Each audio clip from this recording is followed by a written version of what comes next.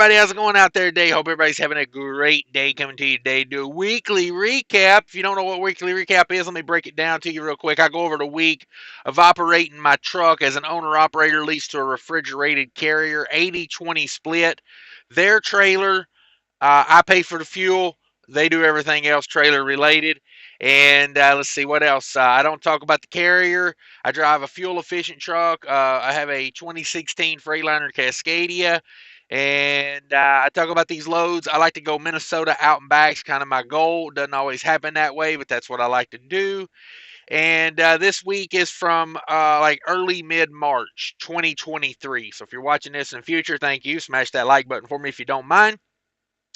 Now let's get on into this weekly recap here. Like I say, Minnesota out and back. That thumbnail was very sarcastic because this is what I've been doing for the last couple weeks, so it actually is very believable. Um, but now that I got you here, let me break this down for you.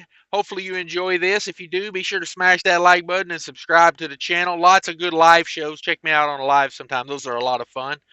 So we go Minnesota out to Virginia. 42,000 pounds, negative 10 degrees on start and stop. 1,201 loaded miles, 88 empty miles for 1,289 total miles, and that load paid $4,400 American. And then I come up to Maryland. I grab a load out of Maryland back to Minnesota. 28 degrees, start and stop also. 55 empty miles, 1135 on the loaded for 1190 total miles on that, and that paid $3,000 to run that back.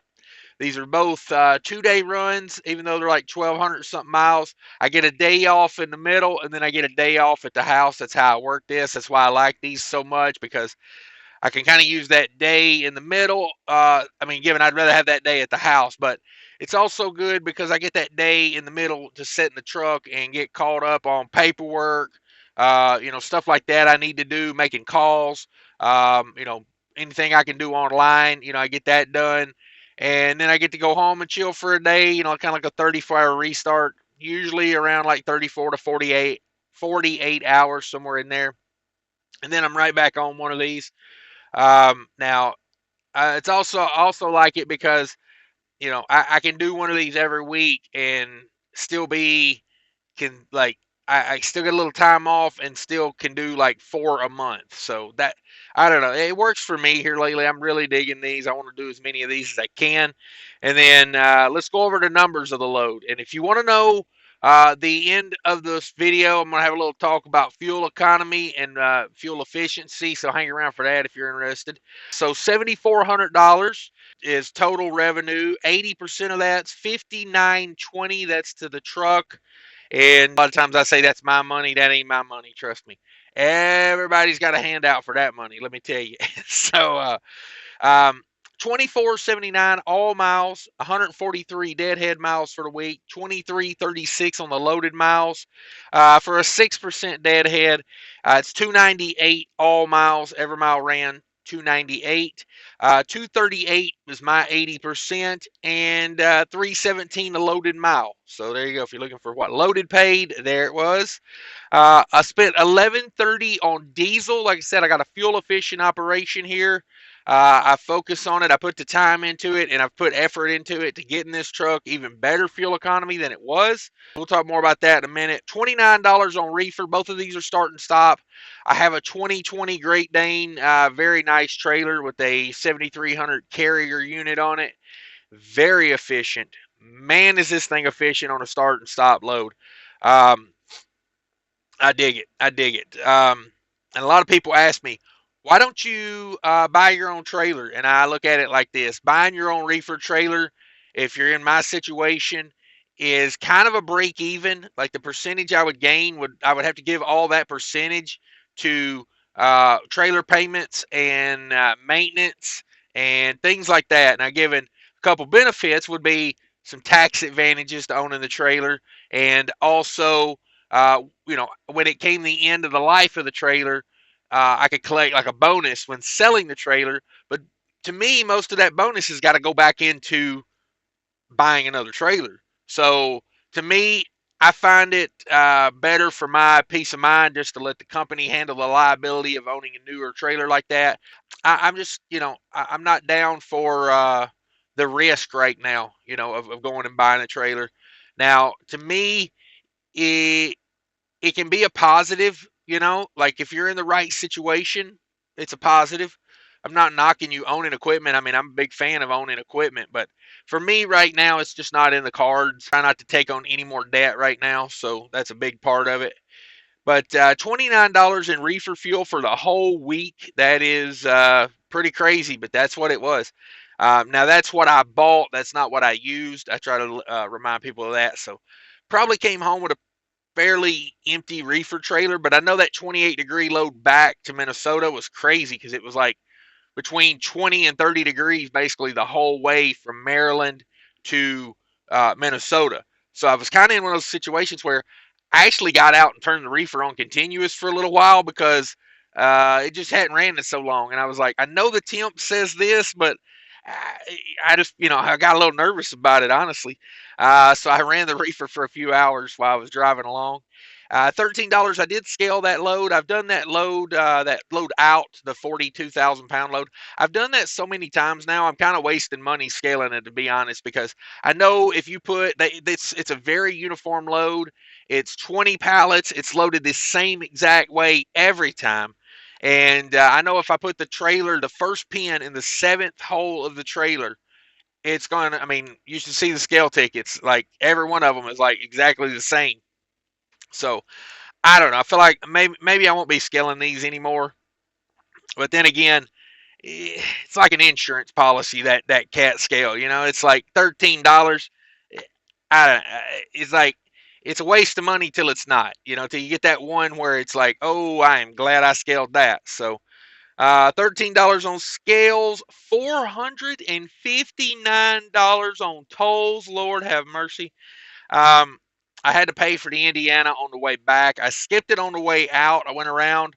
That load coming back, like they took a long time, way longer than normal to load it. They were waiting on some product to come in. They wanted to get on the trailer, and I sat there for like normally that's like a 2 hour load. It's like they make me sit about an hour past my appointment time. They put me in the door, then it takes about an hour to load it, and I'm gone. This one, they didn't put me in the door until about 3 hours after I got there. So there went my like extra play time, So I had to run all toll roads the way back. It had to be straight and fast. Just how it is. Just how it is. 459 on tolls. Total veritable cost was 1660, $1,660. We bring over my $5,920, and we subtract that 1660 right out of that. That leaves me 4260 left to do what I have to do with. I put 500 to the maintenance account. That left me 3760 going on right there. So 3760 left to do what I have to do with even after maintenance. Like I say, these are good weeks for me, and fuel is getting a little cheaper for a minute. When I was doing this, it's kind of creeping back up a little bit. You know how they do? They give us a little hope and bring it down like, you know, 20 cents, and then it just steadily over the next couple of weeks it creeps back up to 30 cents over, and it's like, they got me. But it is what it is. Fuel cost, because I have a fuel efficient operation, 46 cents a mile this week on operating this truck. 46 cents a mile, and not bad. Not bad. Like I said, it's a very fuel efficient operation. I planned it that way. I think if you are going to become an owner operator, fuel is going to be one of your top costs. Depending on your maintenance, depending on what you pay yourself, fuel's going to be in the top three. Like it just depends on the other two. But you need to focus on fuel efficiency if you want to be an owner operator, in my opinion. I see guys out here that are still like 80 cents a mile fuel cost, and it just blows my mind. I'm like, what? And then that'll be the same person that sits around and gripes about rates. Well, here's the thing. You're wasting your salary out your stacks is what you're doing. So I find it very funny. I mean, you want to sit around and gripe about rates on YouTube, go for it. But don't be spending 80 to a dollar, 80 cents to a dollar a mile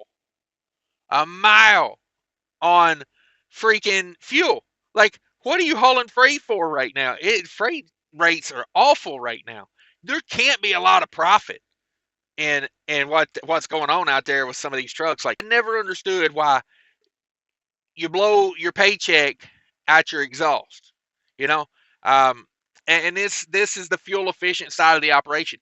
Even when freight was paying $4 or $5 a mile, I was preaching. I was preaching. Get you a fuel efficient truck. Like, because freight's not always going to be $5 a mile. You're not going to be able to go outside, throw a stick, and hit a freaking load that's paying $5 a mile. And now that we've come back to this bizarro reality, it's literally just flipped on its head. Uh, you don't have a fuel efficient truck, you're probably hurting right now, if I had to say. Especially like if you ain't got them connects on that, that super freight that these guys must be hauling. But maybe it's just me. I'm not in it for the looks. I'm in it for the money. Okay. Here's the thing. I got a new saying for you. People love it when I come up with these new sayings. Maybe I don't. I do it anyway though. But plastic turns to paper. Okay. Get you a plastic truck. Get you something aerodynamic. Yeah, that's where you got to be in this market, guys. Because let me tell you, the people who have, you know, $3,000 a month truck payments and they're getting 5 miles per gallon, where's the money? Where's the money to pay yourself and to live on? It it it went out the back. It's blown out the stack. That's it, guys. That's the rude reality of it. Stepdaddy Cash, I got to tell you the truth. And, as I like to recommend, if something I say here has hurt your feelings, get yourself some butt hurt cream from Cash is King. Uh, available very soon. Bulk orders, call me for bulk orders. But that's it, guys. Thanks, everybody, for watching. If you could smash that like button for me and the YouTube algorithm. And if you want more trucking advice and talk, be sure to hit that subscribe button, ring the bell so you get notified. Thanks for watching, everybody. I much appreciate it. Take care of each other out there. Remember, people are more important than trucking.